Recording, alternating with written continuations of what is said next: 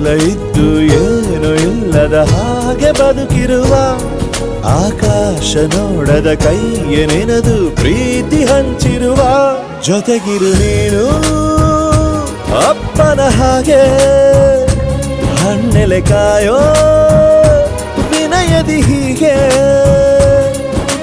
ನಿನ್ನನು ಪಡೆದ ನಾವು ಪುನೀತ ಬಾಳು ನಗು ನಗುತ್ತಾ ಬೊಂಬೆ ಹೇಳುತ್ತೈತೆ ಮತ್ತೆ ಹೇಳುತ್ತೈತೆ ನೀನೇ ರಾಜಕುಮಾರ.